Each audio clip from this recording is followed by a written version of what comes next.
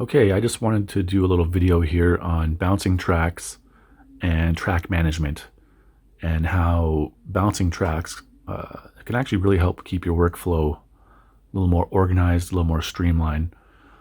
So here I am with my Model 24, and so here's the scenario. So 8 tracks on the drums. We're doing 5 tracks for guitar, 2 tracks on bass. Now on our guitar, let's just say we have 2 mics on the cab because the guitar player wants to do a blend, but then he also wants to double up the track, and he also wants to do a lead, right? And say for our bass, he did 1 take that's clean, and let's say he's doing a 2nd take running through some type of pedal or effects, right? So on the 24, we have the real estate to have everything lined up like this, right? Now let's just say we're doing this on the Model 12. If you were doing this on the Model 12, same setup for the drums, let's just say. Now you're only going from here over because you don't have the real estate to do this yet, right? So let's just say we have our drums all mixed. We have everything how we want it to sound. Our EQ, everything is done. We bounce all our tracks down to 1, right? Now we're doing this because we have to, because on the Model 12, you don't have the real estate. All our drums are mixed. They're all on 1 track right now.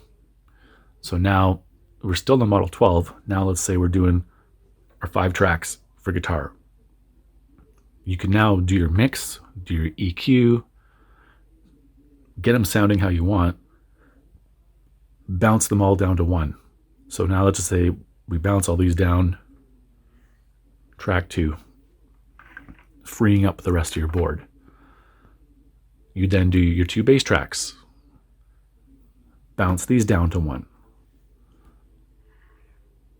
So now the guy that's on the Model 12 has his drums mixed, his guitars all mixed, they're all bounced down.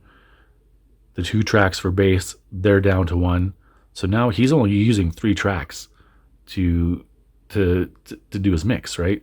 Whereas on the 24, you're sitting there like this, right? And when you're trying to get your mix, so say you're doing your drums, right? Oh, you're going to mute all the guitars and you're trying to push everything up because you want a strong signal. And now you're listening to guitar and now you're muting off all the drums because you're trying to do your mix here, right? So even though you had the advantage of having all these tracks all set up where you could have everything lined up, the guy on the Model 12 is only using 3 tracks, right?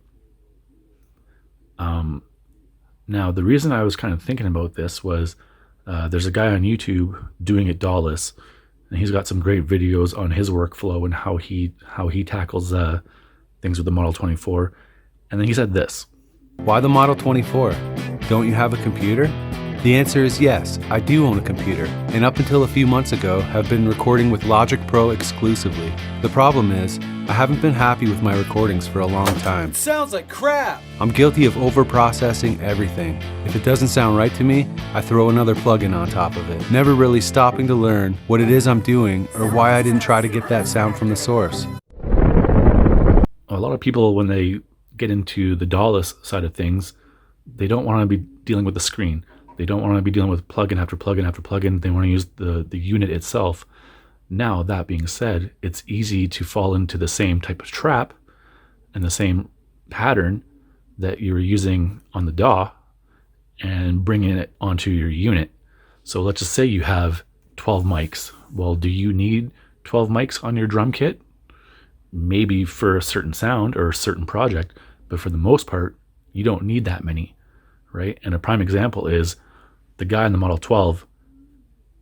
He's doing everything with just 3 tracks right now, and he's getting the same result and less of a headache trying to actually mix and do everything on the fly here, right?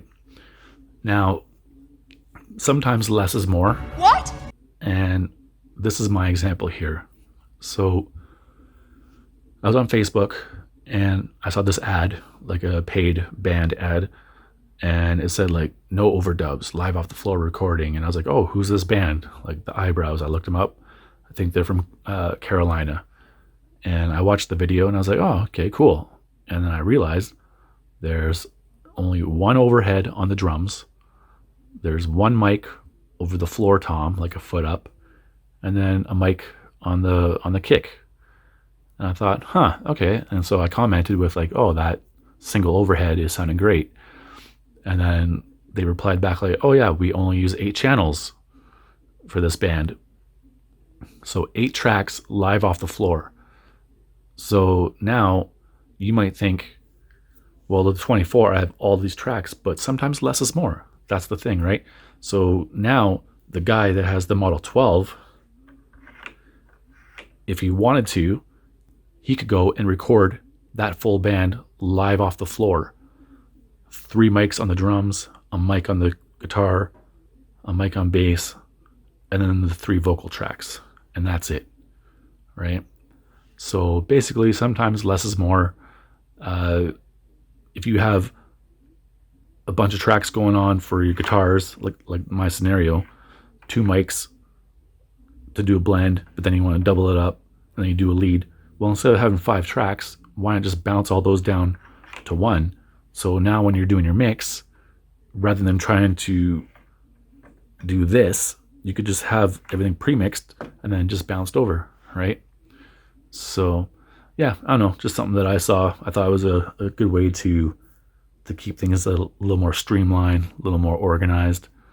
But yeah, if this helps someone, awesome. If not, well, cheers.